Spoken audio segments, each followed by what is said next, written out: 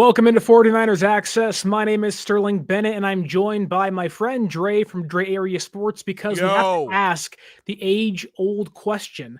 Are the 2025 San Francisco 49ers legitimate Super Bowl contenders, or are they fakers as the season winds down? San Francisco is currently in their bye week, but we have to ask the big questions here on the show. And today we're going to dive into each and every current NFC playoff team, rank them, discuss their fatal flaws, their weaknesses, their strengths, and see where San Francisco fits in all of it. Don't forget to like, share, and subscribe to this channel, 49ers Access, and to Dre Area Sports. And also leave us that 5-star audio podcast on the audio podcasting platform, Spotify, whether it's Apple. The Spotify Wrapped has come out. All the fans out there, thank you so much for watching and listening to the show on there. And Dre, how you doing today? And let's get into this.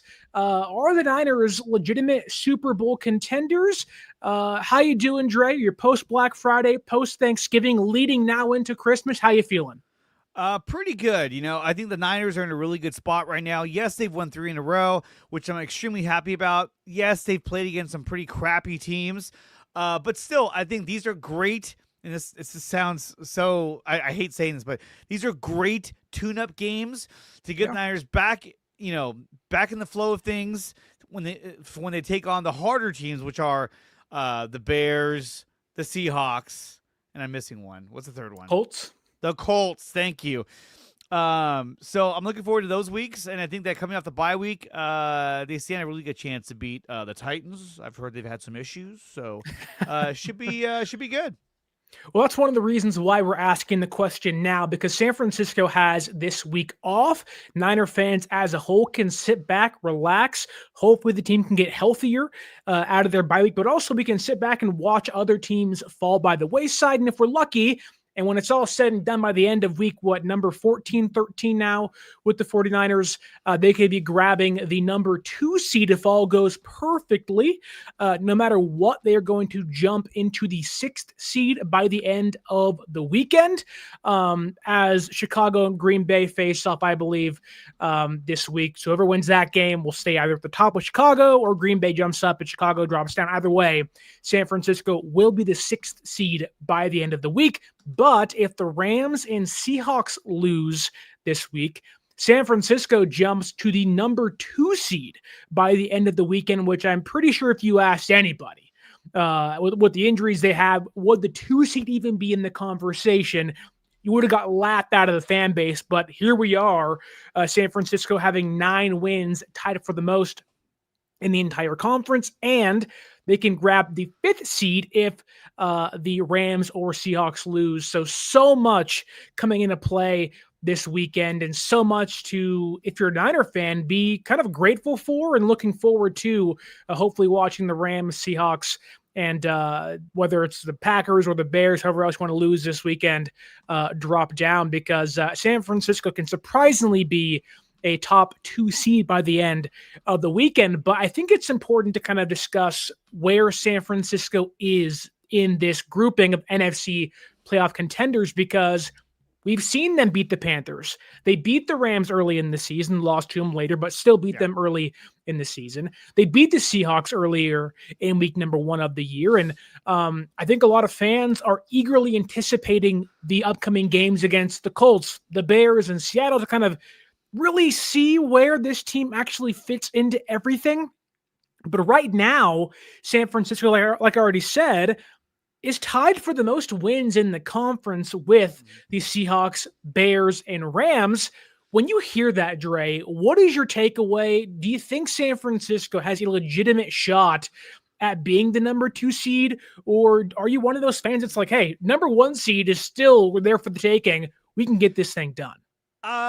I think it's possible they can reach number 2 seed. It's possible they can get number 1 seed. Do I think it's going to happen? Probably not, because you'd have to have the Rams and the Seahawks lose at least 2 more games. And right now they're in the same boat where the Niners are, where it's like, hey, we need to win out because we got teams all right behind us trying to go for our spots. Now, the Niners, what you don't want for San Francisco is that you don't want the last game of the season against the Seahawks to be a game that depicts whether you make the playoffs or not. Yeah. You want to win you want to win the next 3 games so that game doesn't have huge stakes. Now, I might have home field advantage stakes or seeding stakes, yes, but you don't want that game to be the deciding factor of whether you make the playoffs or not. I think this team stands a good chance to make noise in the playoffs. And really, I look at it this way. The Niners are missing a lot on defense, right? And that's going to be the biggest problem going into the postseason.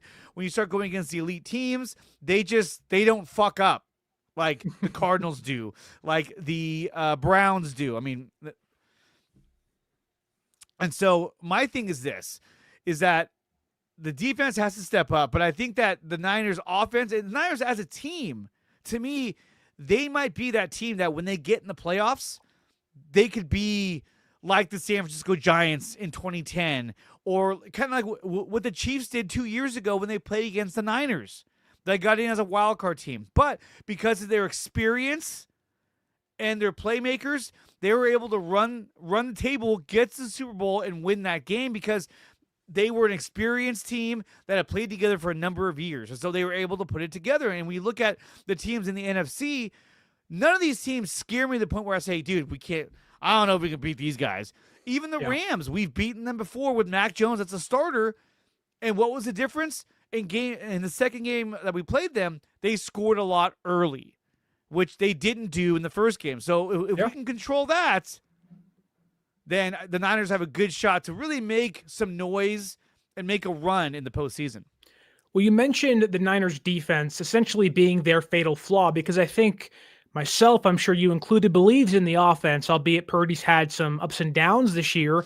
But 2 of his last 3 games have been really good against the Cardinals and against the Browns and their great defense. And it makes you want to believe at least that this offense can carry the heavier load as the year progresses. And I think, the defense, I think, clearly is this team's Achilles heel. Now, they're coming together, albeit they're playing some worse offenses, and it may make a average-ish defense look better than it actually is. This team still has no pass rush.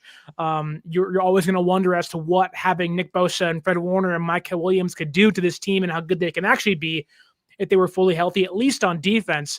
But I want to run down every current NFC playoff contender from the Panthers all the way up to the Chicago Bears at the number 1 seed and discuss each team's fatal flaw. And we'll start at the bottom with the Carolina Panthers, currently the number 10 seed at 7-6. They're a handful of games behind the San Francisco 49ers, about 2.5 because of the tiebreaker San Francisco holds over them. But the number 10 Carolina Panthers, 1, do you think they'll make the playoffs? I don't think they will. I think it's kind of a long shot for them. They are the team that, yes, is young. They're exciting. They beat the Rams last weekend. They really should have beat the San Francisco 49ers, but they didn't do that. Thank God. But I think their one fatal flaw actually might be Bryce Young. He's super clutch in late game moments. He had a couple big 4th down conversions against the Rams, but the offense's inability to execute in the red zone on 3rd downs just puts that defense so far behind. And I think their fatal flaw may be the most important player on that team. That's Bryce Young. The Panthers, do you think they go to the playoffs? And 2, what is their fatal flaw to you? I think their fatal flaw is Bryce Young. Look, I know Bryce Young was number 1 pick in the draft. He came out of Alabama. He's too small. I mean, guys at that height, they don't really find much success. I know Russell Wilson was small, but Russell Wilson had a freaking cannon for an arm, and he can hit the deep ball even to this day if he had to. Well, and even Brock Purdy's a smaller guy. Right. But what does Brock have? Brock processes better, and he's accurate. So he has a lot of intangibles that Bryce Young doesn't seem to have. Now, I don't know if Bryce Young can get it done. I know he had those big plays on 4th down. But I don't see him being able to carry the team through the playoffs. I don't. And plus, he's not a very mobile quarterback for being as small as he is. Like, look at Jaden Daniels. Jaden Daniels is a smaller, leaner, athletic quarterback, but he could run. He can move in the pocket if he has to. Bryce Young can't do that. And I thought he could, but he can't. And so I think that is probably their weakest spot is, I mean, we saw the numbers against him when under pressure. Not good. And so because of that, I think Bryce Young is their weakest point, and I don't see the Panthers making the playoffs.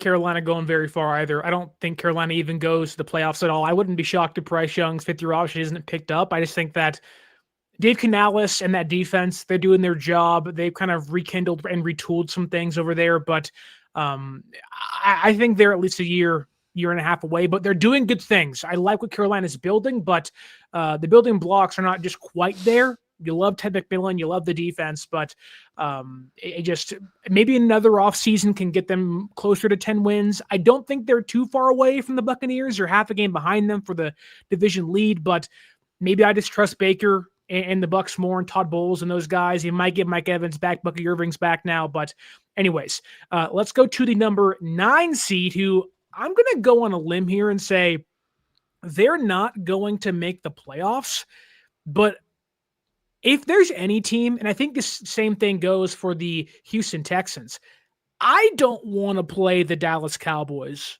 if I'm the 49ers. I don't want to play the Dallas Cowboys if I'm Philadelphia. Really, the Dallas Cowboys may be one of the most underrated teams in the entire NFL. We were live when they traded away Micah Parsons to the Packers early in the season, and we kind of were like, what's happening in Dallas?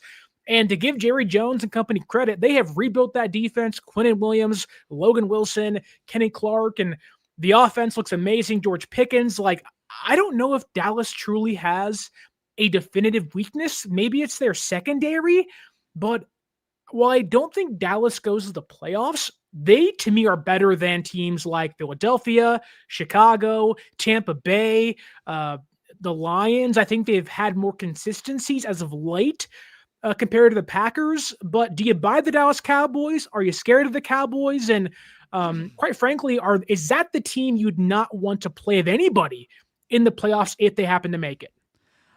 I wouldn't say be afraid to play them in the playoffs, because we all know that Dak Prescott usually shits the bed when it comes to him playing in the playoffs.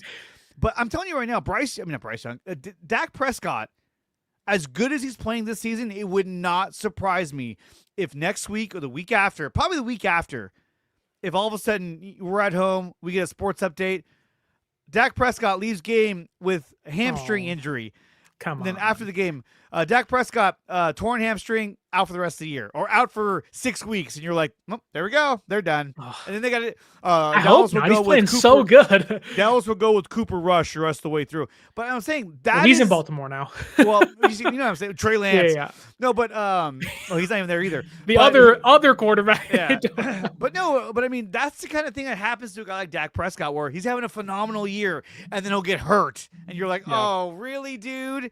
And I just see something coming up, something happening that's going to derail their hot streak. Now, if they get in there healthy, I think that they can make some noise, because Dak's playing really good. The offense is playing really good. You have George Pickens and you have CeeDee Lamb. They're proving to be phenomenal number one, number two receivers. I mean, you basically have two number one receivers. Are they the best receiving duo in football this year? I think they are, because they're the most what's the word I'm looking for? They make the biggest difference when they're out there. I mean, they're constantly making big plays out on the field. Well, CeeDee Lamb drops a lot of them, but George Pickens has had a phenomenal year, and he's been making incredible catch after incredible catch. I think offensively, the Cowboys can do something really well. Now, they've done it against good teams. They've beaten the Eagles. They've beaten the Chiefs. As bad as the Chiefs have been this year, it's still a tough team to beat. And I think they've done a really, really good job. And look, they made a move at the deadline, a move that some people made fun of, but they brought in Quinnen Williams. Yeah. And they also got I think it's Logan Wilson, the linebacker from Cincinnati. Yep. And that has helped their defense tremendously. And now that they have an interior pass rusher that can help stop the run, it's been a huge help for them. Not to mention, you're partnering Quinnen Williams with the D tackle they acquired, Kenny Clark from the Micah Parsons trade. So now the Kenny Clark trade looks like, hey, that makes sense. Now your interior is really good, and now your interior is better against the run, and so that changes the complexity of their defense. So I think they have the chance to make a splash in the playoffs, but it's all about who they're playing and where they're playing. that will determine a lot. But as much as I hate the Cowboys, I'm excited to see what they do. But they are 6-5-1, Yeah. so they really need to win out. Not necessarily, but they got to get at least 10 wins. Yeah, I mean that's the thing too, is like the Cowboys are surging at the right time, but might be too late for them. But they're good, man. Like you watch them on Thanksgiving, you watch them week to week, and the offense has always been good. They finally have the defense figured out. I know Niner fans aren't going to like this. In fact, I don't like this because it's the Dallas Cowboys. But like again, I am like I think if you asked and you polled every team, their head coaches, their DCs, their offensive coordinators, maybe the GMs, whoever, and you said, hey, pick a team in the playoffs you wouldn't want to play, I think the Dallas Cowboys may be at the top or near the top of a lot of those results because the way they're playing, their offense can score on any defense, and their defense is finally able to stop opposing offenses. And again, it may be a long shot, but the Dallas Cowboys being 6-5-1 and basically 3 games out of the playoffs, like if the Packers somehow stumble, I don't think they will, but like they have a tie up with the Green Bay, like it's not over. And I think Dallas is surging at the right time. But if I was the San Francisco 49ers and somehow things went this way, and they won't, but if I was playing Dallas round 1, I would not be too pleased about it. No, I would not be either. Although the team they got to hope really takes a dive is probably Tampa Bay. They got to hope that Tampa Bay starts losing games. And for Dallas, I think they have to win out. If they win the next 4 games and they get 10 wins, then I think they're in. But yeah, it all depends on if they can do it. But also, too, you have to wonder, did the Cowboys peak too early? Because they've been playing great the past 3-4 weeks. Yeah. But they can sustain that for 4 more weeks and then into the playoffs? I don't know. Really there is one other kind of like, break the case in case of emergency, a scenario where like the Philadelphia Eagles just collapse, they fire their OC, and the Dallas Cowboys just continue to roll and they jump over Philadelphia, which that to me, albeit I don't like the Dallas Cowboys, I would love to see that over Philadelphia going again. Jalen Hurts has been terrible all year. A.J. Brown wants out of there. They're just a big mess. And if the Cowboys continue to keep going, I would love to see Philadelphia out of the playoffs, and hopefully Dallas would play somebody at home and lose in the first round too. It'd be great. But like there is scenarios where this thing works out for Dallas, but they scare me a lot, but I don't think they're going to go to the playoffs. However, I would almost rank them higher in kind of who's the better team in the current race than teams that are currently slotted into some of their seeding, whether it be Tampa Bay at the 4 seed because they are ahead of the NFC South division, or even Philadelphia at the number 3 spot for the NFC East lead. I mean, the Eagles would have to really take a dive in order to not make the playoffs. When you look at their which final they have, games, but when you look at the final 4 games, they have the Raiders, the Commanders, the Bills, Commanders. That's a really easy schedule for a team that doesn't really throw the ball past like 6 yards.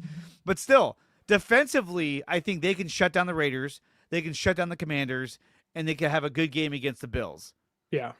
So to me, they're going to get in. There's not enough there to hold them back, especially the Raiders and Commanders twice. To me, those are 3 wins automatically. You're like, if we can't beat these teams, then we suck. It'll be the Deebo Samuel 2 revenge games for whatever reason because he hates Philadelphia so much. Right? He's gonna start strapping dudes up. And look, we talked about this before the season even started. Remember, I was like, I want to see how the Commanders play with a harder schedule. Now, granted, Jaden Daniels has been hurt most of this year. But the defense sucks. That defense sucks. Bobby Wagner, get out of here. That guy was already too old. You got that one good year out of him to think, okay, let's re-sign him and let's run it back. I was like, come on, dude. That guy's a fossil. Like, he's got to go. We have a $5 super chat from our friend Aaron. I will get to that, Aaron. I promise you. I do want to finish off the wild card or the under the wild card teams just on the bubble conversation first, because I do think that a lot of people would probably rank the 7-5 Detroit Lions over teams like San Francisco. Maybe someone believes that had Dan Campbell not gone for it on fourth down, they could have beat Philadelphia. And I think the Lions, when they play their best, are better than teams like Detroit, teams like Seattle. But they really haven't been their best for a lot of the season. Amon-Ra St. Brown is out, what seems like, for a couple of weeks. And Jared Goff has looked like some sort of a pumpkin, albeit not that bad, just not been playing his best football. I think the Detroit Lions are going to miss the playoffs. And it sounds weird saying that. That would be a catastrophic season for them. They just didn't do enough on the defense. Their front office deserves a ton of flack for not addressing the defensive line during the offseason. I would hate for this to be a retooling season because I really do like the Lions, the Motor City. It's kind of that grittiness of the Midwest. And I do like myself some Dan Campbell and Jared Goff. But I just don't buy Detroit. They'll make it a fight. They'll make things close. I really think Detroit can give a lot of teams in the current playoff picture a run for their money, but I think what we're seeing right now with the current 7 seeds from Chicago, the Rams, the Eagles, Bucks, Seahawks, Packers, and Niners, I think those are going to be your 7 playoff teams. It just depends on where each team is when it's all said and done. But do you believe in the Detroit Lions, or are you like me and you're like, it's kind of over? I think it might be kind of over.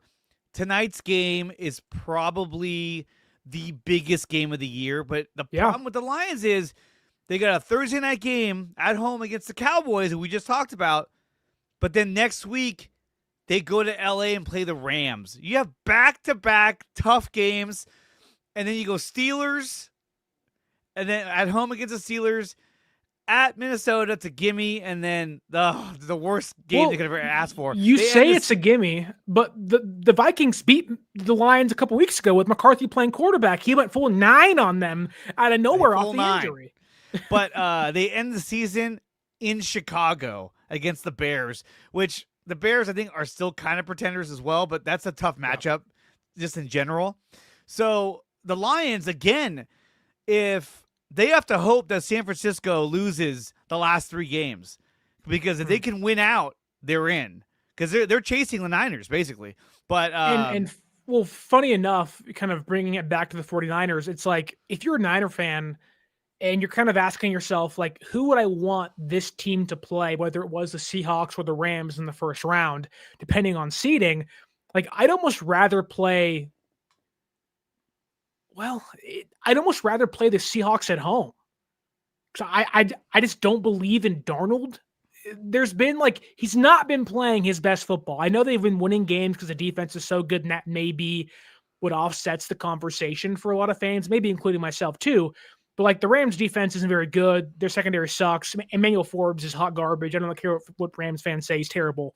But I'd almost rather play the Seahawks at home, knowing they're a better road team.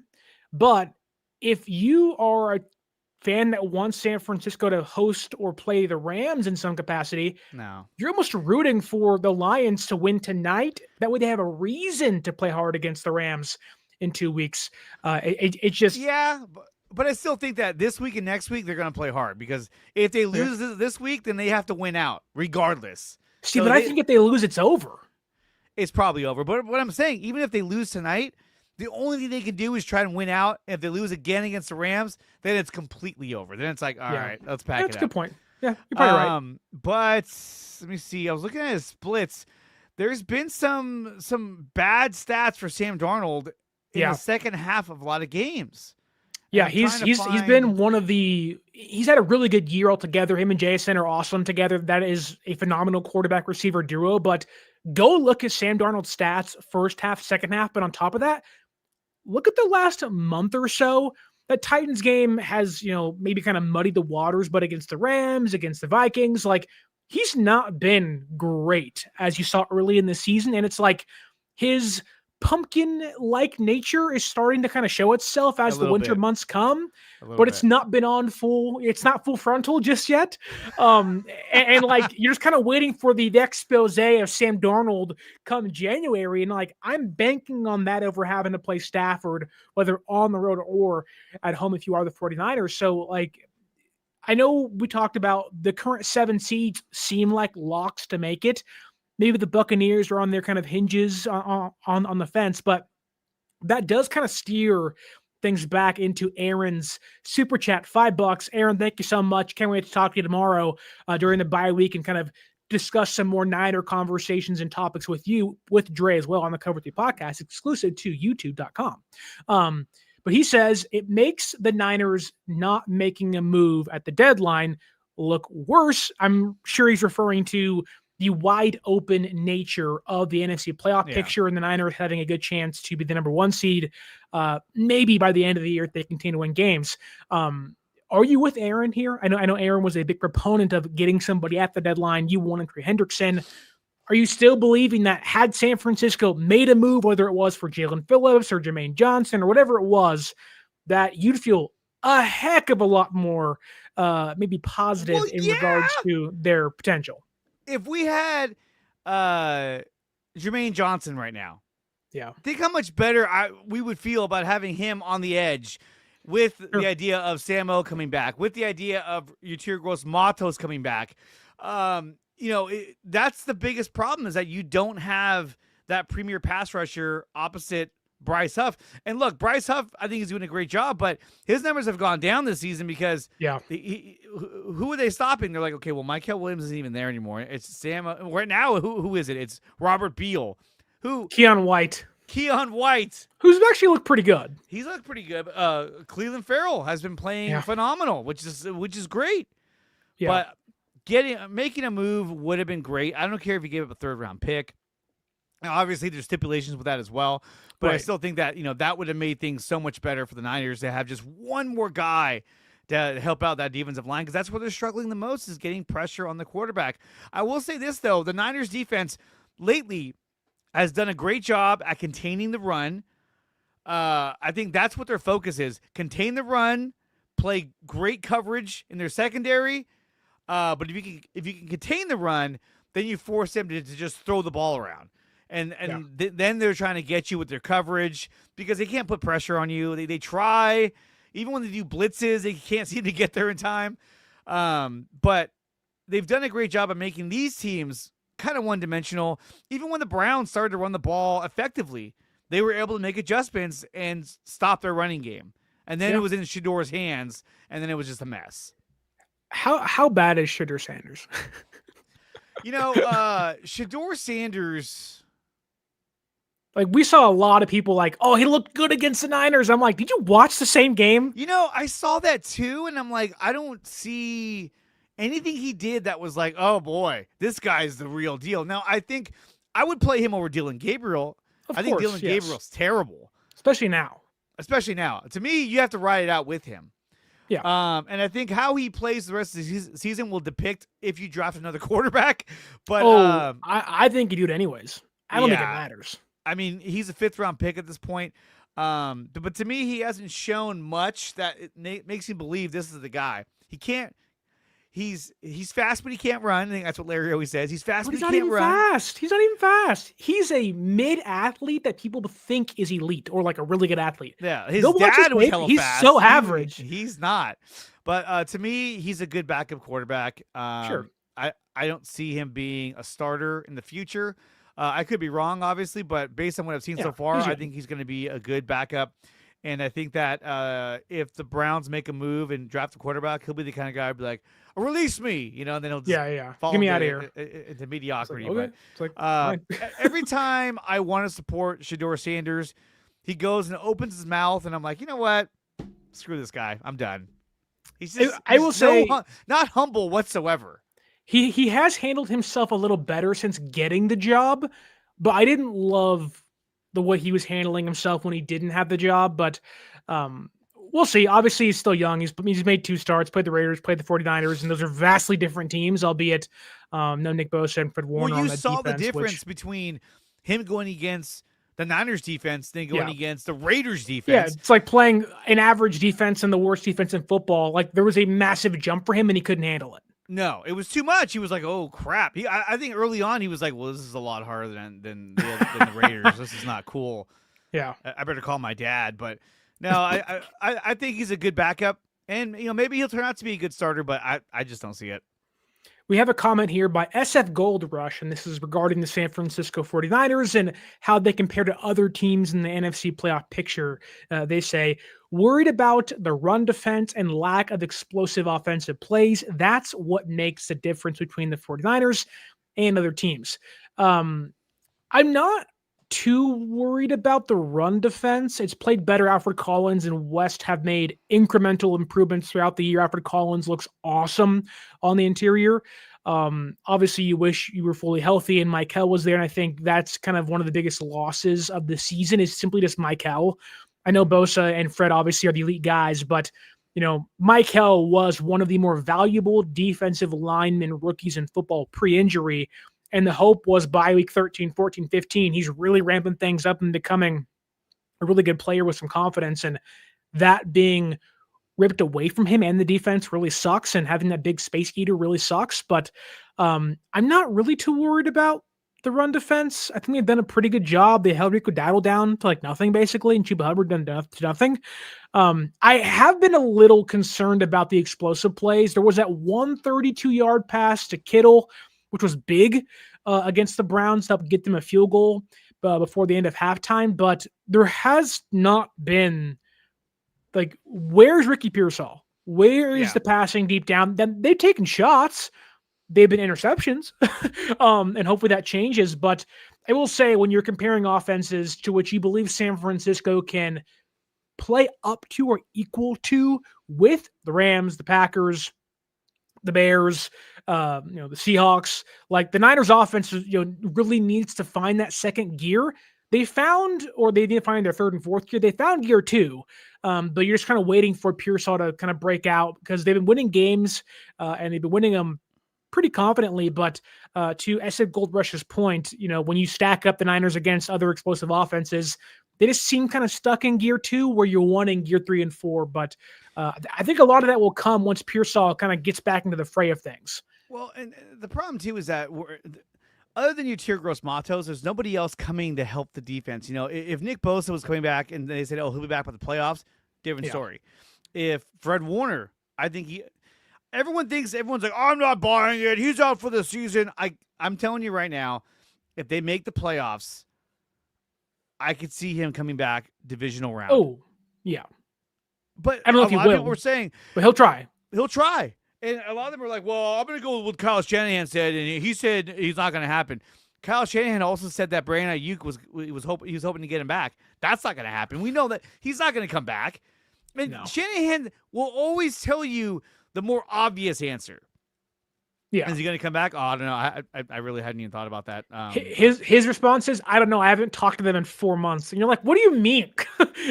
What do you mean you haven't talked to the guy? Do you expect Kyle Shanahan to be like, hey, Kyle, is Fred Warner coming back? Yeah, dude, he might come back for the playoffs, dude. Isn't that crazy? No, he's not going to say that. And he wants to subvert expectations. And he also doesn't want the opposing teams to be like, hey, they might have Fred Warner. No, he wants that to be a total surprise if Fred Warner comes back. And I'm telling you right now, I feel very confident saying that I think he'll come back divisional round. Even if he's a rotational piece, I think that's what he's targeting right now is divisional. Will he get there? I don't know, but I feel like he will.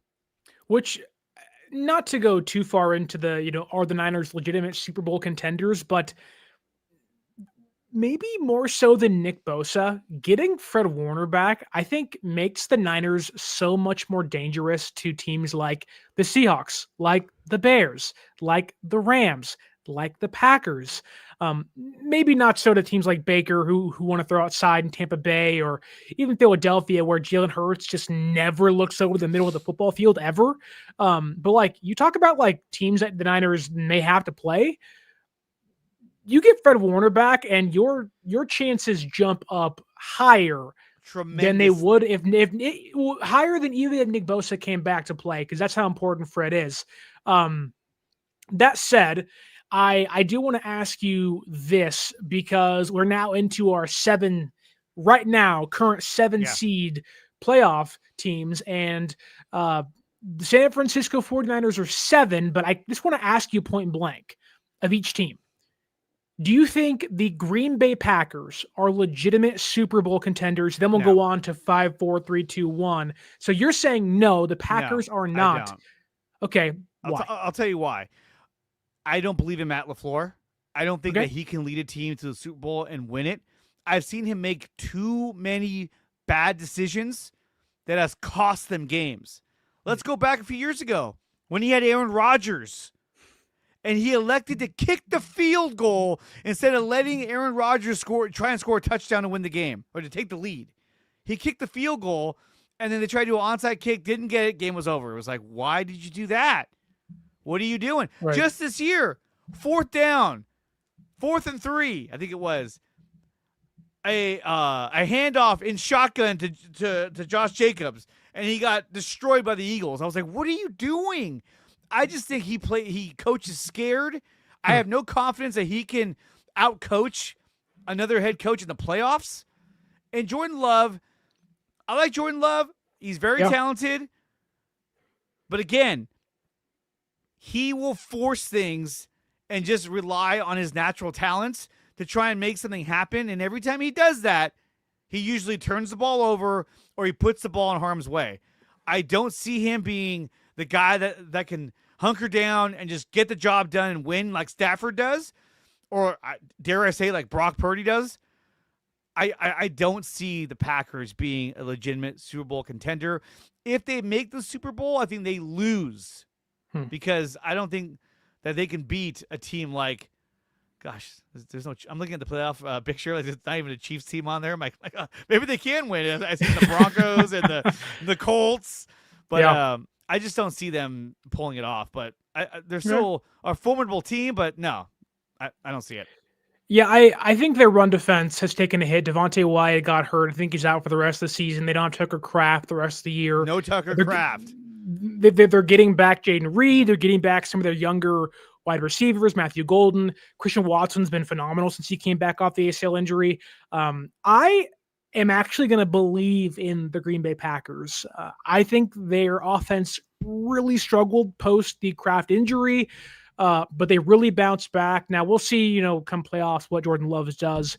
I also think Jordan Love's actually having a really good season. He's been a big reason as to why they've kind of bounced back after a midseason lull. So the run defense, I think, can be had. Micah Parsons is not a run defender at all. We know this, but their linebacking course played better. They finally seem like they're not going to bring back Quay Walker, which makes sense.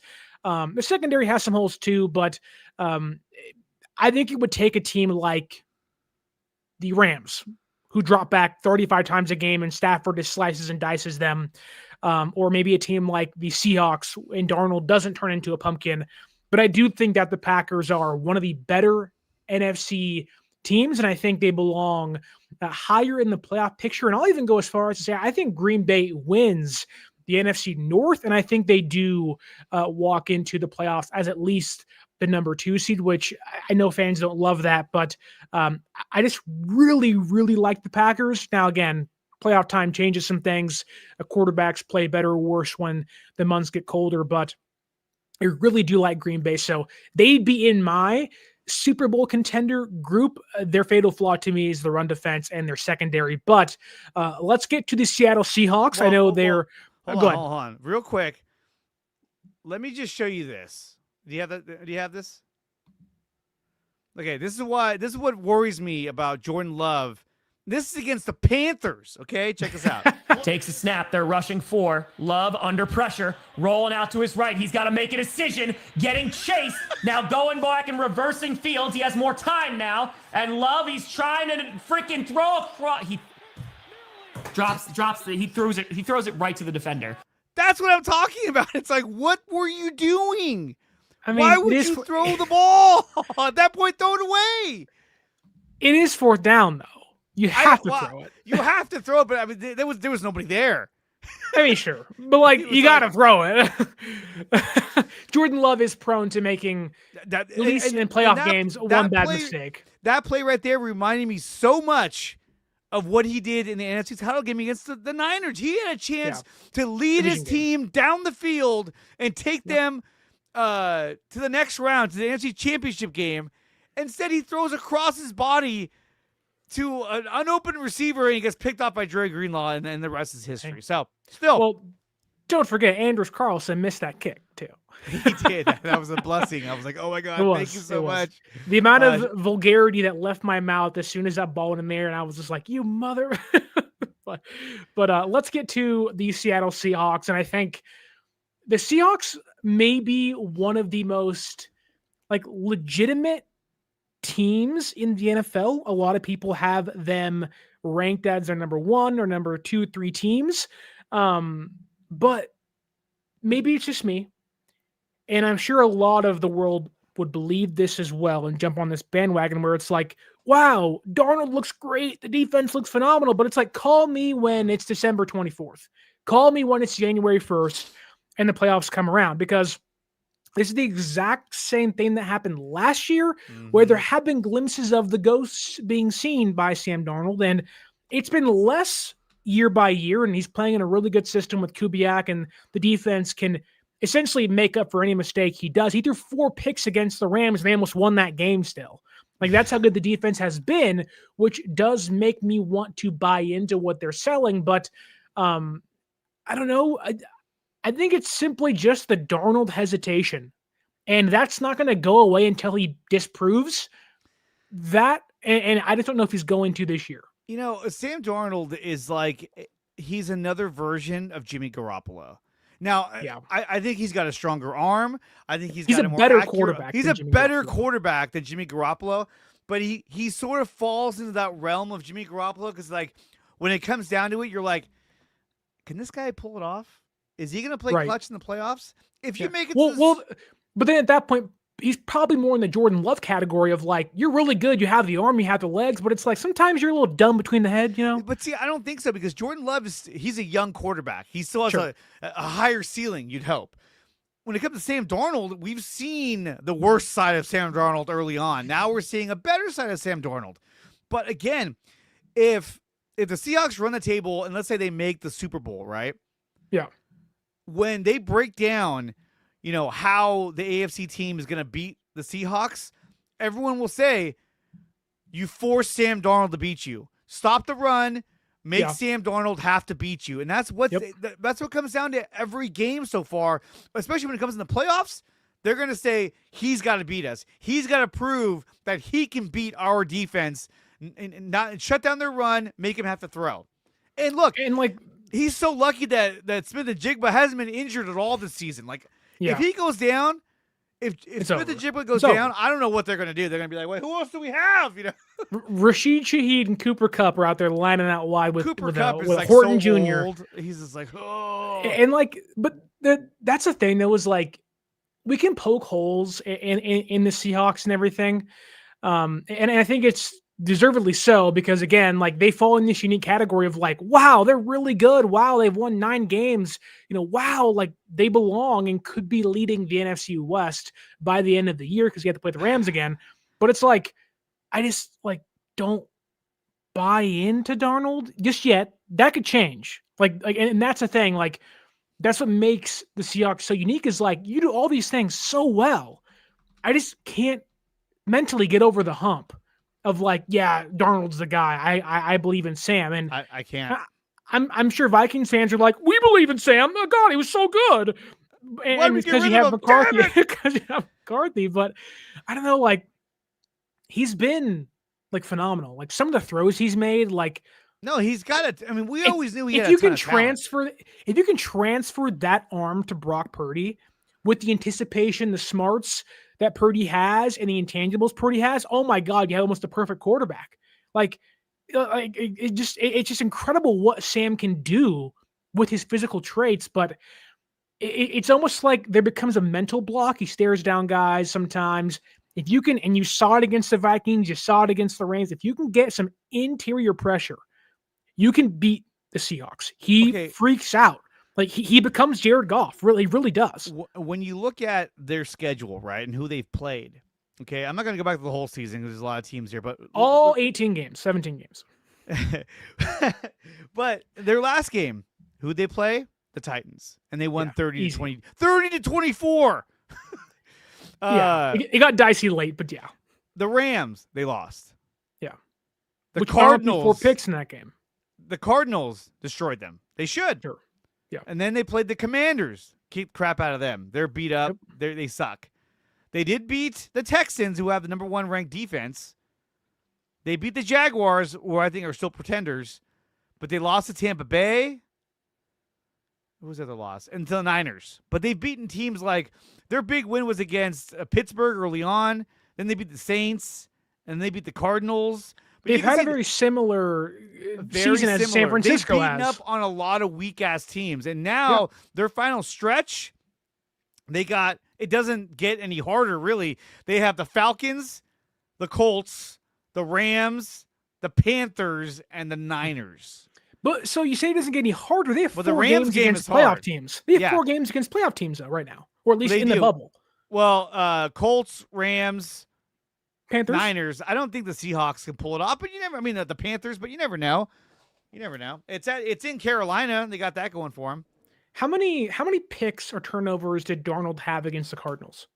Because that game was like 38-0 at halftime, but Darnold turned the ball over like 3 times in the second half. Yeah, because they won 44-22.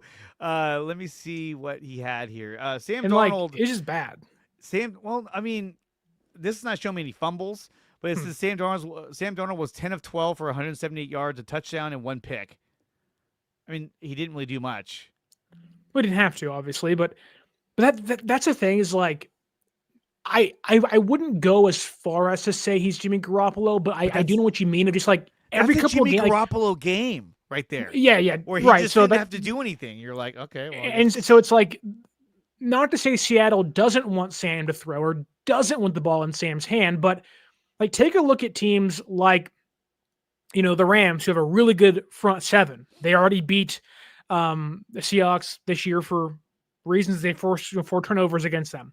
Like I think Philadelphia beats the Seahawks with their front defense, who just looks bored, and they've looked bored all year. And I don't know if that's because they're kind of ramping up towards the playoffs and kind of being the Golden State Warriors, is saying like, oh yeah, we can coast and then turn things up. We'll see. I don't know if they have the switch, but even teams like the Packers, like I don't think every team can beat Seattle, but I think like I would not like. I think the Packers are a better team than the Seahawks.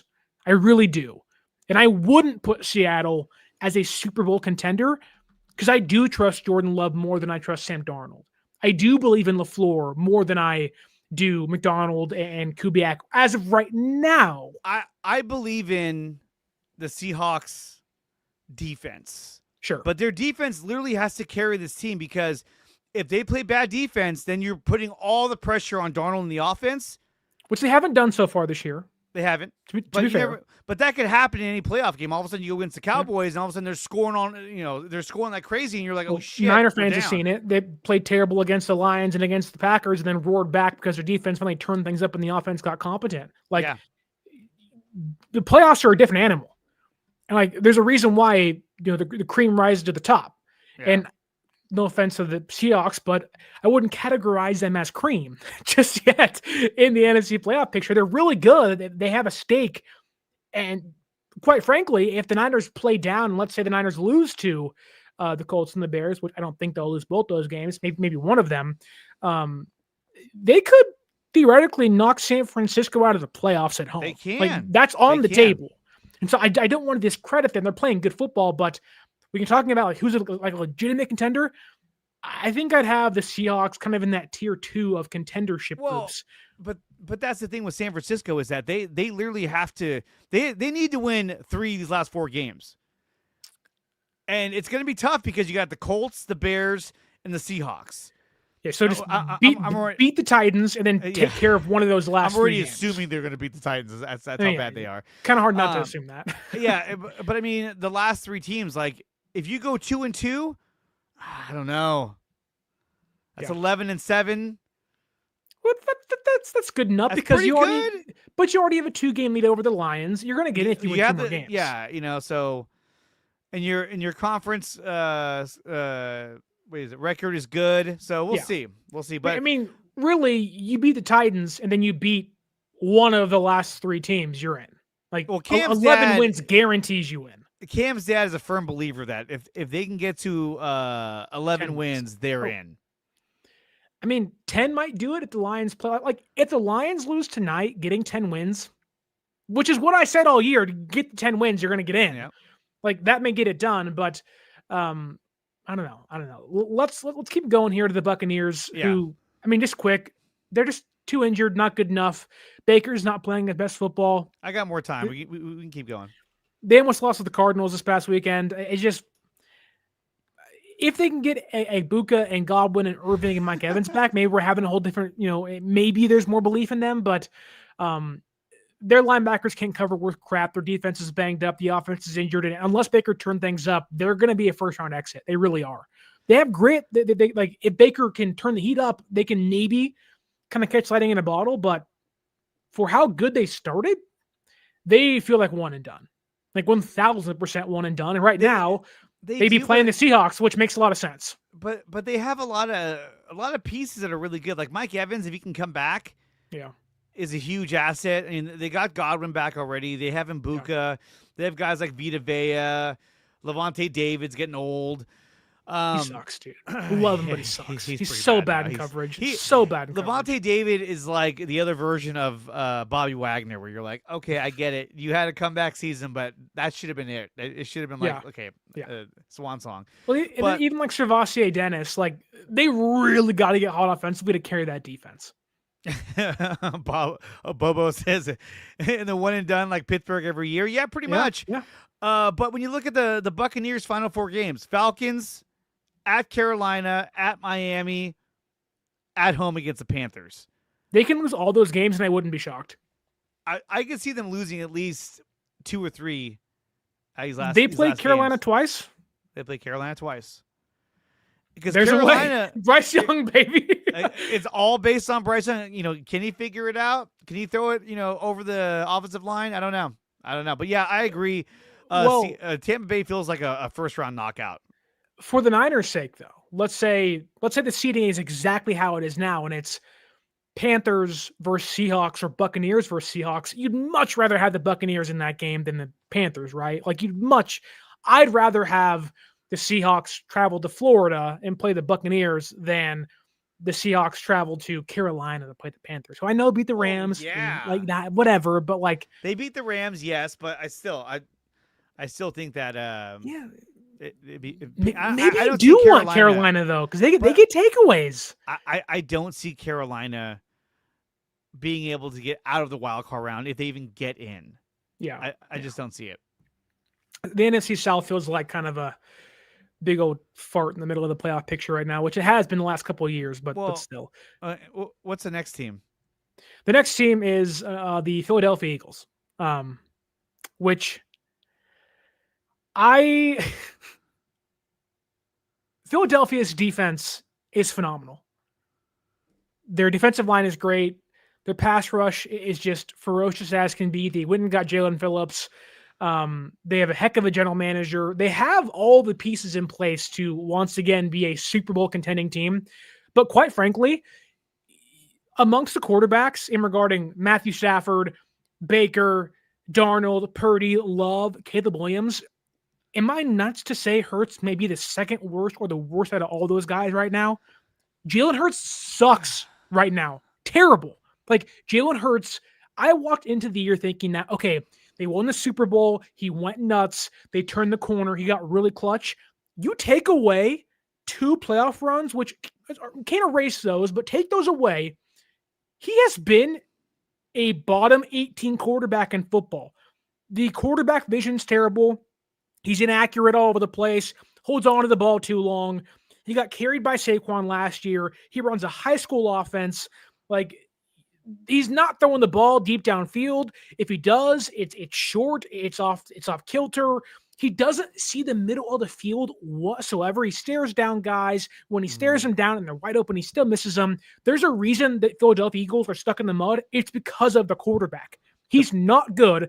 That contract is going to be an albatross as it gets worse and worse and worse.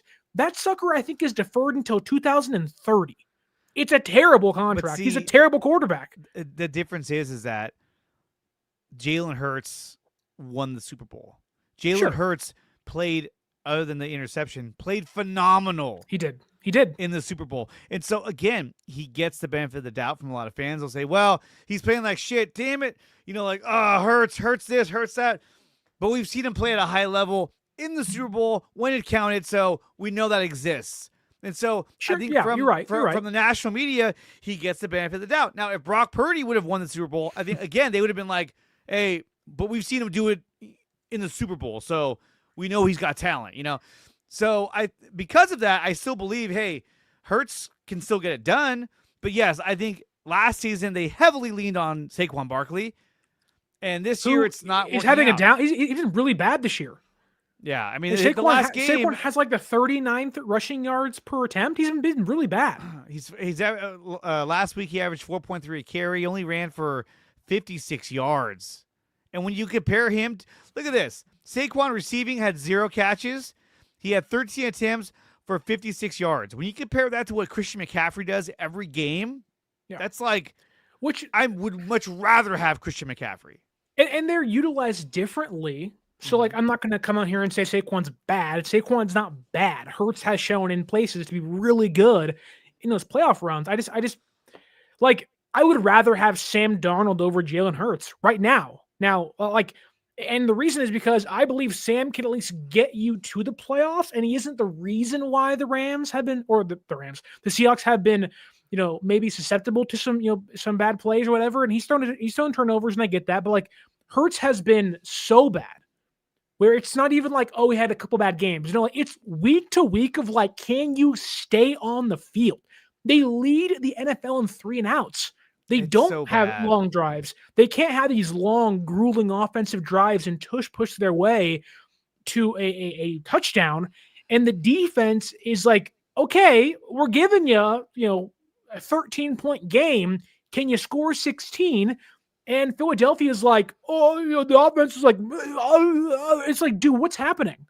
I mean, when you look at a brain malfunction over there in Philadelphia.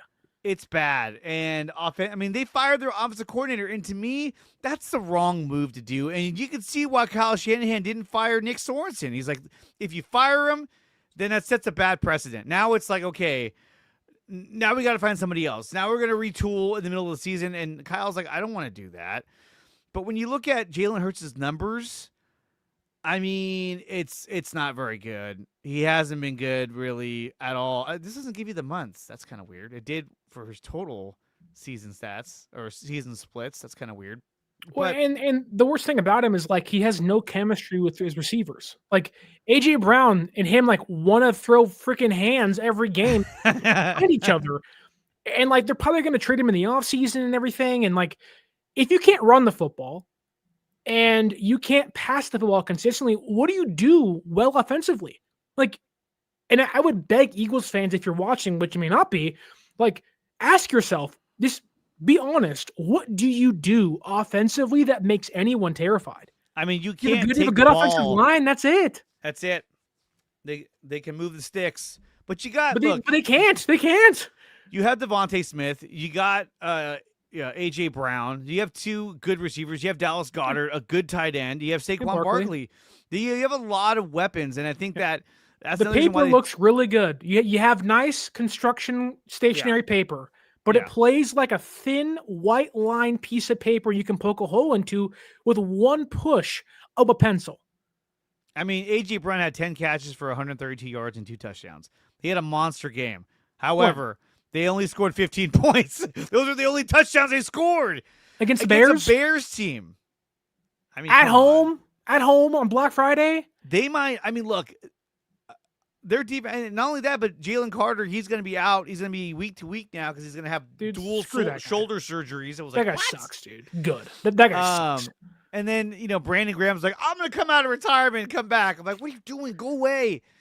The worst thing, going back to the Lions, the worst thing was that Frank Ragnow came back and fucking had a pulled hamstring. Like, what were you doing? Tore it off the bone. Like, what were you doing? Were you running to the facility? Like, I'm back. Oh, I gotta believe one of those stretches he was doing he was like, whoosh, oh. They're like, okay, maybe this is a bad idea. Okay, the Frank Ragnow thing. That's why when John Feliciano is like, I'm in shape, just give me a call. This is why you don't give him a call, because he comes back and he fucking tears the his Lions hamstring. might want to give him a call now. It's ridiculous. But for the Eagles, look, they have a lot of assets. They need to be able to score on offense. Their defense is lights out. I think their defense is great. Yes. And they can lean on that defense, but they got to be able to score more than 15 points, especially when you're playing the Chicago Bears. Well, so that begs the question. Like, among the teams we talked about so far, we haven't gotten to the Rams and the Bears yet, but the Lions, Dallas, the Panthers, and the Lions, you don't think are getting in. Neither do I. You don't think the Packers are a Super Bowl contender. I do. We aren't really bought in on the Buccaneers and the Seahawks. I think the Seahawks can make a run with their defense. So you would say the Seahawks are a Super Bowl contender? No. Okay, so right now, make some noise. So right now, none of the teams for you are a legitimate Super Bowl contender. But let me ask you this instead. Which one of these teams do you think could give the 49ers the biggest fight for their money if they were to link up? I don't know how based off seeding thus far, but let's just say hypothetically, Packers, Seahawks, Buccaneers, Eagles, of those four teams, which one would you least like to play? I think we'd all want to play the Buccaneers, obviously, of the grouping, but I think I'd least like to play the Eagles. Simply because of the defense. Well, I mean, the team I'd least like to play would be the Rams, because they have a good defense and a good offense. Right now, the Eagles can't score, so you'd be neck and neck with them because they can't score, and then the defense would shut down the Niners' offense. So it would be a close game. So you're like, hey, we have a shot. Yeah. But I would probably the Eagles out of those teams you listed because of their defense. Right. It'll make things hard for San Francisco to score. Yeah. When you look at what the Niners did against the Seahawks in week 1, everyone says, oh, it's week 1. But you saw Kyle Shanahan scheme up plays that got people wide open. So he was able to work through that defense and put points on the board. So I would say the Eagles because with Vic Fangio and that defense, and they've been a unit for how many years now? A lot of those guys have been there. That makes a huge difference. The Seahawks, a lot of these guys they're kind of new. I mean, like they're putting this together. I just don't think they have the cohesion to take down multiple teams in the playoffs. It's funny how the one team, at least that I said was a Super Bowl contender, was not my most feared team we've talked about thus far. Now it's all based off matchups and stuff. And again, I think the Packers are a legitimate Super Bowl contender.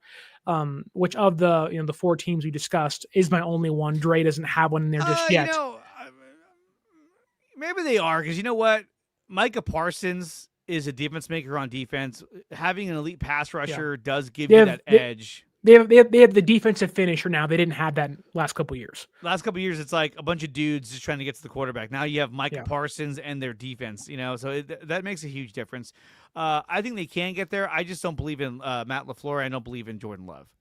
Okay, so collectively, you're kind of 1 foot in, 1 foot out on Packers. I'm saying yes, they are. But let's get to our final two teams, because right now we have basically just said one team in the NFC is a legitimate Super Bowl contender, which is crazy to say, but really, and we haven't even got into San Francisco quite just yet. They kind of been sprinkled in throughout discussing all the teams. But let's talk about the Rams, because I think this is everybody's number 1 seed, or should be the number 1 seed coming out of the NFC. They've been the best team all year, quite frankly. I know San Francisco beat them. That game was really close. It was overtime. They had a stinker against the Panthers, and Matthew Stafford had 3 turnovers and threw 2 picks, including a pick 6 and a game-losing fumble at the end of the game. And it was a stinker, but it looks like a one-off. The Packers or the Rams have been great all season. Matthew Stafford is in the MVP conversation, if not being the MVP leader, which That's just the way things are. They have the best offense in football with Puka and Devontae. Terrence Ferguson looks really awesome as a tight end. The offensive line's playing good football. The running game has been questionable with Kyron and Blake Corum back there, and Kyron's are taking less reps the last couple of weeks, but it's hard to not buy into what Stafford's doing at the age of 37. He looks tremendous. He looks awesome. And if they can just get average defense, they will probably be in the Super Bowl this year, which I hate saying that. And I think that kind of goes into what I'm saying of like the Rams and the Packers are, to me, the only two legitimate Super Bowl contenders in the NFC. Yeah, I would say like, so. I mean, like they have issues. Out of all the teams, yeah. I mean, the Rams are the most complete team in terms of having, having stars on defense and on offense. They're just a more complete team. Now, their special teams was an issue early on. They've made some moves to try to correct that. But I think the Rams have the biggest shot to get to the Super Bowl out of the NFC. Now, look, anything can happen. Sure. They might go in a divisional round and just lay an egg and they lose. You just never know. But they're the more complete team. And when you compare them to the Seahawks, I think the difference maker is Matthew Stafford. Like, yes. He's going to find a way to win. And right now, he's one of the only quarterbacks in the league, and this is what I firmly believe. He's one of the only quarterbacks in the league, if not the only quarterback in the league, that he has that ability to single-handedly take over a game, which the other quarterbacks don't seem to have. Right now, because Lamar looks injured still. Burrow just came back, and Allen in the running game in Buffalo just kind of seems like they're in the funk. They've won games, but like right now, and I think you're right here, if you told me pick one quarterback with 2 minutes to go to win you a game, I think everybody would collectively say Matthew Stafford over Mahomes, Yes. Allen, Burrow, Jackson, who are all great in their own right. But right now in 2025, Stafford just been the guy. He's playing at such a high level, and he's able to read defenses faster than anyone I've seen in the league. This guy, he has that look. He has that moxie where he's like, I don't give a fuck who you are. I'm going to win this goddamn game. Yeah. And you could just sense it. You're just like, you can just see it in his eyes. You're like, we're not going to be able to stop this guy. He's so confident in his abilities that he's like, no, I'm going to win this game. And that's the difference when it comes to winning games in the playoffs, is having a guy like Stafford who's like, I'm going to dissect you.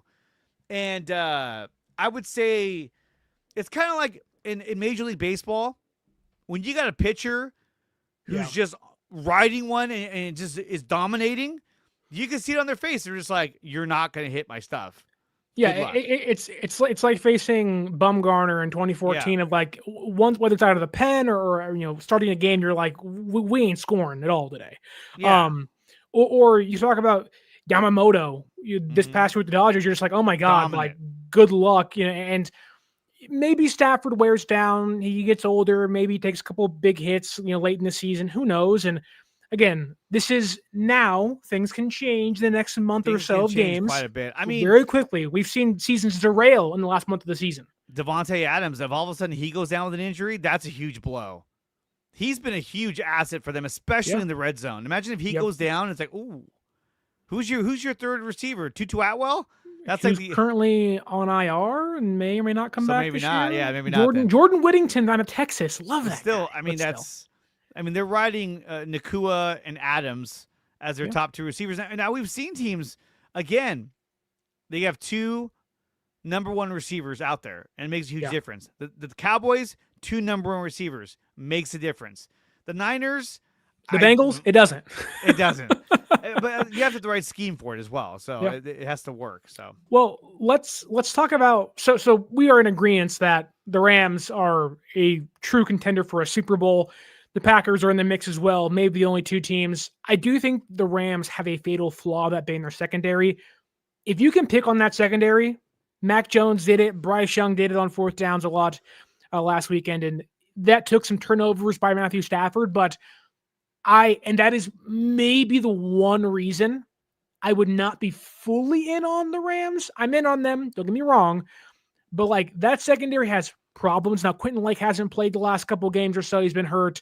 I think Akella Witherspoon's back. Emmanuel Forbes has been hit or miss. He's been really bad and really good and really bad and really good. I don't know what he'll be. If I'm the Eagles, I really want to play the Rams. Because at least I know I have A.J. Brown against that scrawny little, Emmanuel Forbes in the secondary, and I can body him up and bully him, which is why they won the game early in the season against the Rams. But let's get to the Bears. I think the Bears have had a really good season. They've beaten 2 winning teams, though, all year, that being the Steelers and the Eagles, which, quite frankly, I don't buy into the Steelers at all. They're terrible. And I really like what the Bears are building. The offensive line's playing good football. Kyle Monangai looks awesome. I wish he was a San Francisco 49er. Yeah. I loved him out of college. And just, what do you mean? Ahead of Jordan James? Hey. Hasn't played a single snap all year. Great job. If we had Kyle Monangai, I don't think they would have even traded for Brian Robinson, but who knows? Then everybody could shut up and be happy. Oh, they went traded the draft pick for Joe Tryon Shoyinka at the deadline. And we're having a grand old time over here being like, they got one. They got one. I know. I think it's been 2 steps forward, 1 step back for Caleb. I think the defense, who has just been incredible with Webster and Byard getting takeaways and turnovers and everything, I think the defense will inevitably stop getting takeaways, which will put more pressure on Caleb and the running game, which I don't really believe in DeAndre Swift, but I really like Ben Johnson. Obviously, he's a head coach and stuff. I also don't think the Bears have the weaponry to get it done all the way this year. I think they're a year or 2 off. Really, and I wouldn't be shocked. Watch out for Brandon Ayuk to Chicago. That makes a lot of sense to me. Ben Johnson, that to me makes a lot of sense. With the offense, and maybe they'll say goodbye to DJ Moore and somebody else. I don't know, but they could. I still think he goes to the Commanders because they're not going to bring back Deebo Samuel. Sense. They're going to be like, "See you later, Deebo. We're going to take your other buddy, Brandon Ayuk instead, and see what we get out of that." But the Bears, look, the Bears are like the Lions of 2023, where it's like, "Hey, this is magic. It's happening." I just don't see them getting to the Super Bowl. No. I do not believe in Caleb Williams whatsoever.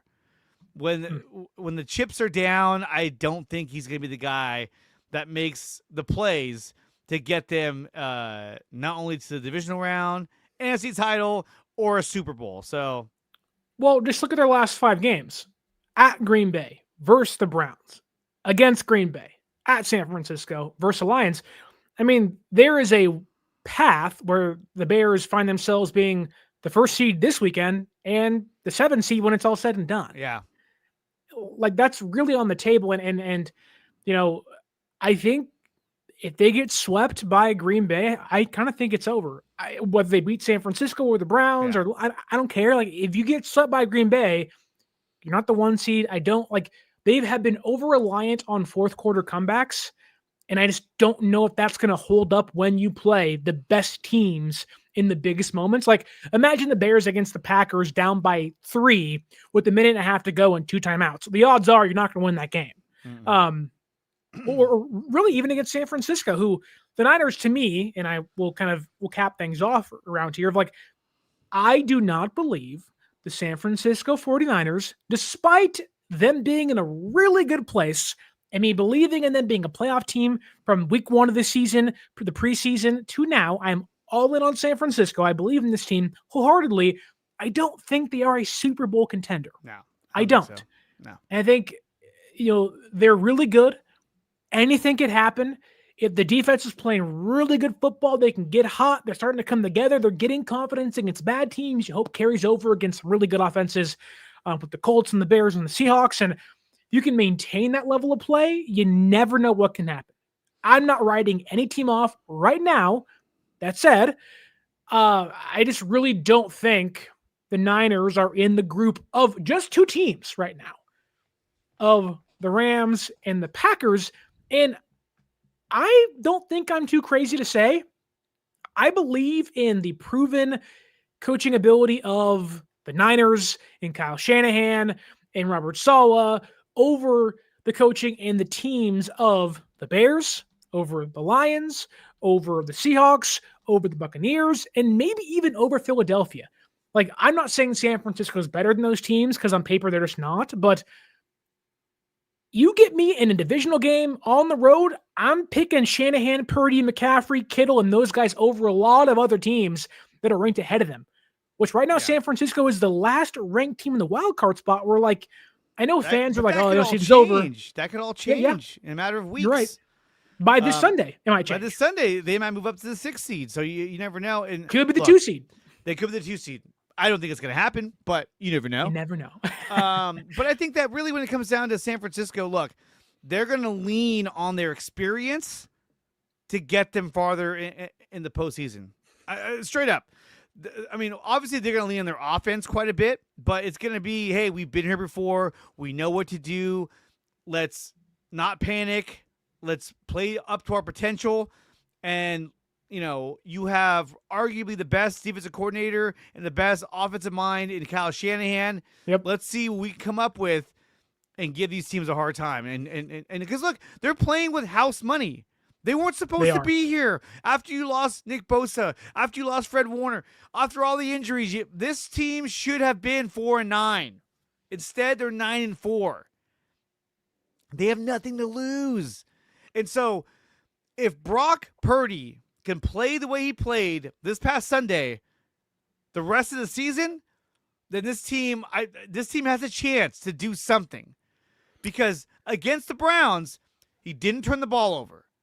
He threw the ball away when nothing was available. He was mobile in the pocket, and when he had to, he made clutch, accurate throws that kept the chains moving. And when you go back to 2023 and even 2022, that's what Brock Purdy did. Didn't turn the ball over. Accurate. Was on time. Was averaging, at one point in 2023, he was averaging 11 yards a throw. It's a first down a throw. That's what Brock has to do moving forward. He can't have games where he's, throwing on the run into the end zone and he gets picked off, throwing late, not on time, and not strong enough and getting picked off deep in their own zone. He can't do that against the elite teams. And I think the game he played against the Browns, that's the kind of game I want to see Brock Purdy play for the rest of the season. He was smart, he was decisive, and that's how he has to play in order for them to win. Well, the beauty of it is there's only 2 elite defenses in the entire NFC playoff picture, and you may get to avoid all of them, whether it's Philadelphia or the Seattle Seahawks. So not to say Brock or the Niners get an easier trip, but there are clear deficiencies on defense when you go from teams like Philadelphia and teams like the Seahawks to teams like, I don't know, the Rams or teams like the Buccaneers of like, okay, the offense is doing a lot of heavy lifting, where the Niners, I think, they're kind of in the same realm of the Buccaneers when it comes to team makeup because of the injuries of like, right. You really have to have your offense carry the load. And you can just get a average defensive performance from your guys and your offense is having a killer game. You can beat anybody. But that is one question I wanted to ask you. What is the 49ers? Biggest flaw right now, and really their biggest flaw that you can kind of project and see going into the playoffs, of that's the reason why they'll lose games? The Niners? Yes. No pass rush. Okay. They have 0 pass rush. Lately, it feels like they've done great at containing the run, not letting the running back. He may get close to 100 yards, but he doesn't take over the game. To me, it feels like defensively, they're like, if we can contain the run and play good, good coverage in the secondary, we have which a chance has been to win. Really good this year. Like, the last couple of games, the coverage has been phenomenal. I would say Ronaldo Green, Lenore, even Upton Stout have been playing really good. Jerry Brown's playing better. Yeah. Mustafa. I feel like the secondary is starting to gel. Yep. If you get back Tatum Bethune, remember this guy was averaging like 15 tackles a game. You get this guy back, that's going to help. I actually think Curtis Robinson's doing a great job in his stead, but I think when you go against better elite offenses, he's going to struggle. Yeah. Look at Luke Gifford. I mean, he looked like an average player trying to guard a tight end, just like, there was the play against the Browns where Harold Fannin scored that touchdown. Yeah. I mean, Luke Gifford let him go by him, then realized, oh shit, and then stumbled and fell on his face while Fannin scored a touchdown. But he got the fumble recovery. He's a white boy with some motion. That's George He's Kittle. good against the run. Against the run, I love having him in there. But when he has playing coverage, he's terrible. It's not fun. Okay, so you think it's the pass rush for the 49ers? It's hard to disagree with that simply because they just can't get home. Like the Shador pass rush, albeit there was better movement, it's just like Shador holds the ball for 3.5 seconds every single snap. So like that's not going to happen against Stafford. It may happen against Hurts, but it's not going to happen with Darnold and Stafford and Baker and those guys. Like you're going to get in trouble. But maybe getting Samo and Gross Matos back may help. I will say the Niners' biggest weakness, albeit I don't think is their Achilles heel, I think the receiving core. And I think that can change if Pearsall finally gets more involved in the offense. Like his disappearance, albeit I think is attached to being injured, then coming back and them trying to get him involved, but not really. He had a big third down play against the Browns. And I think against Tennessee, it might finally be his breakout. You're getting good play from Kittle, obviously, and Juwan and McCaffrey, but they really need Pearsall to come alive. Yeah. If that can happen, I think they're going to be in a good spot offensively, but unless you have that, you're going to be in trouble. But I think the receiver stuff, they had a lot of possession catch guys, Robinson, who I think could be better, but isn't used very often. Jennings, who you like a lot, and Kendrick Bourne and Sky Moore and those guys, but like Pearsall really has to get it going and to figure things out. What do you think San Francisco's biggest strength is, though, and why you believe they could, if everything goes well and perfect, could be in the Super Bowl at Levi Stadium this season? It's the intangibles. They've been there before. The things you can't talk about. The things you can't quantify.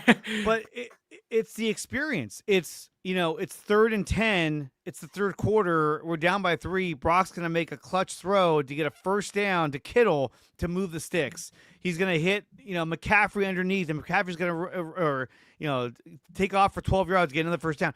They have the experience. They've been there, and they have elite playmakers. You have Christian McCaffrey. Yeah, on your team. And I think people forget because, a lot of people focus on, the receiving core or the tight end. No, you have Christian McCaffrey.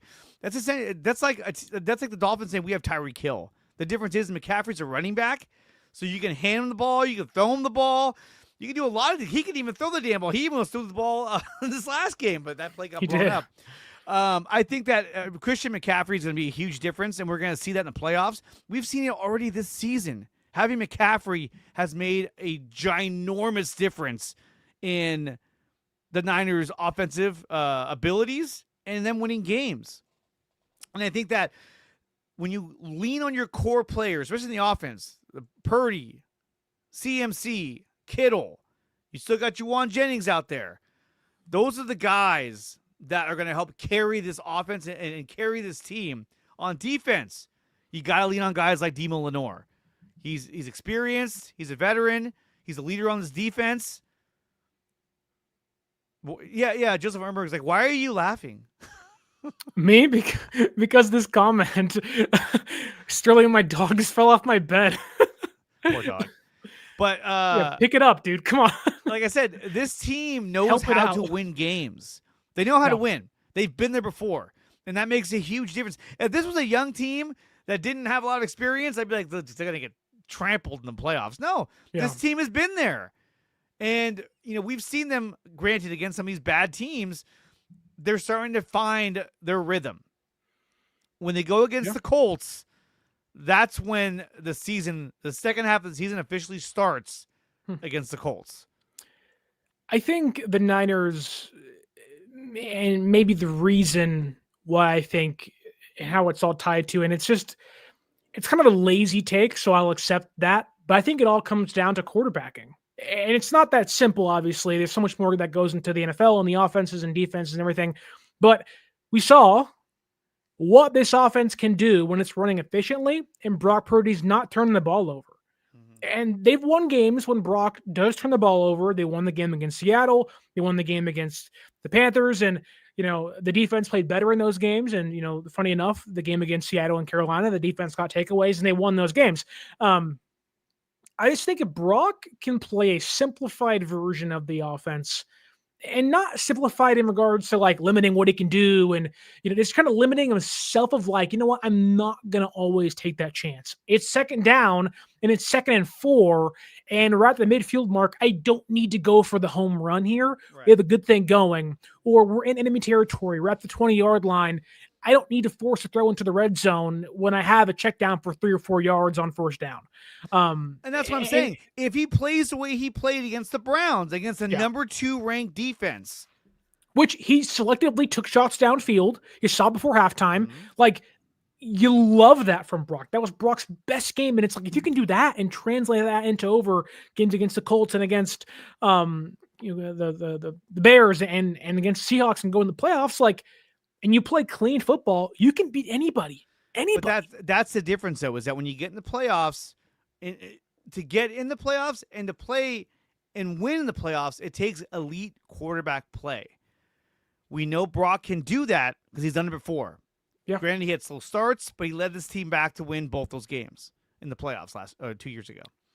So when you look at the other teams, you look at Sam Darnold, you look at Caleb Williams, you look at Jalen Hurts, and you look at Jordan Love. Are you going to get elite quarterback play, elite decision-making, reading the defense, making the right decision with the ball? Are you going to get that on a consistent basis with those guys? I don't know. Because those guys are prone. Those guys are prone to force things, though. Yeah, and I think that's what separates a lot of the Rams from other teams in that grouping, because you just know what you're getting from Stafford. Exactly. Which I think is a great segue into what I want to get into to end the show today. Is I want to quickly rank the NFC playoff teams right now.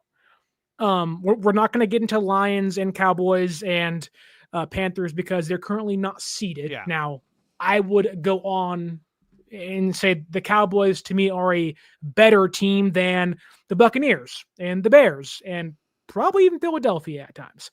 And I think probably better than San Francisco, which I hate saying that. And I think that game will be pretty evenly matched, but let's rank the 7 current teams in the NFC playoff picture, starting with who you believe is the worst team in the playoff picture. Number 7 right now, I'm going to assume you agree with me.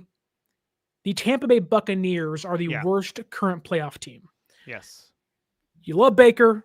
You like the offensive weapons, but if they're not playing cohesive football, they just seem like a first-round exit. They're number 7. We're in agreement there.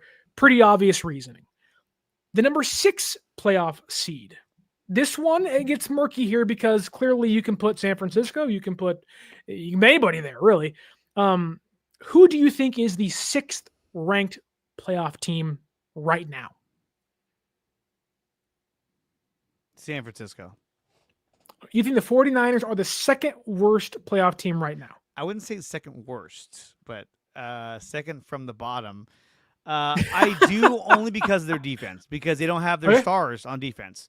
I was going to say the Chicago Bears, but I have to see them play the Niners in order for me to make that decision.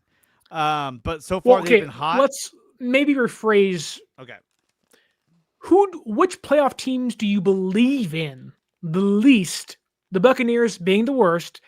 Which playoff teams do you believe in the least Chicago going forward? Bears. So the Bears are your 6th ranked team. Chicago Bears. You have the 2nd least belief in the Bears. Okay. That's, I'm sure, because of Caleb and just not knowing what the offense Caleb can Williams, do playing in tight games. I don't believe in that guy. I think that guy's lost in his own head. Fraud. No. I think Caleb's okay, but he's been playing better this year than last year, but there's still more to prove with them. The defense is playing good football, though, I will say. Okay. Which team do you believe in more than the Buccaneers and the Bears? Do you believe in the Niners, the Eagles, the Seahawks, the Packers, or the Rams the least going forward? This is tough to say because you're talking about who do you believe in. Like, I would believe in my Niners, but who do you believe? I mean, Be honest, though. Be honest. When I have to rank them, I would say San Francisco's next because Okay.